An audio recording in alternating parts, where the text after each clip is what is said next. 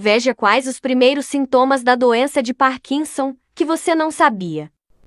Bem, nós vamos falar agora sobre doença de Parkinson, mal de Parkinson, né? Que é uma doença que vocês perguntaram muito aqui, né? Eu tenho alguns vídeos falando sobre DBS, sobre cirurgia, mas a principal pergunta de vocês é sobre quais são os primeiros sintomas, como é que começa isso, né? Sem dúvida, é uma das doenças, né, neurodegenerativas que mais frequentes no mundo, são milhões de pessoas acometidas, né?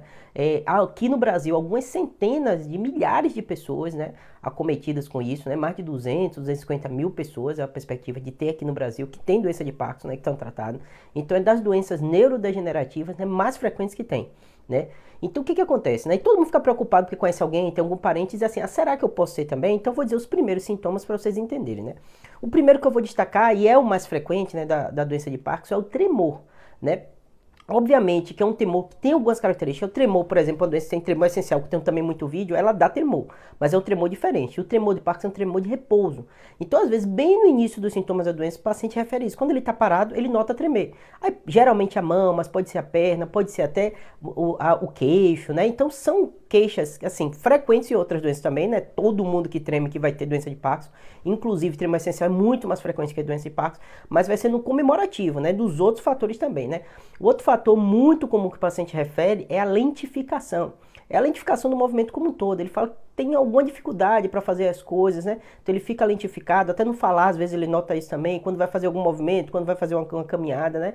O terceiro fator, e um fator muito comum que o paciente tem queixa, além do tremor, além da lentificação, né? É uma rigidez, o paciente fica mais rígido na hora de fazer os movimentos, inclusive, né, um dos testes que a gente faz no exame neurológico, né, é fazer a movimentação passiva e o paciente nota essa rigidez e a gente nota também no exame, na hora de fazer o exame físico do paciente, o exame neurológico, né, a rigidez é um sintoma bastante comum. A instabilidade postural, quando o paciente de Parkinson vai andar, ele anda diferente, ele percebe isso, ele fala, é como se eu tivesse mais duro, mais rígido, com peso na perna, tudo é difícil de eu fazer, tenho acesso à estabilidade, eu tenho essa sensação que vai cair, que vou perder o equilíbrio, então essa queixa, né, de instabilidade na hora de caminhar postural é bastante comum.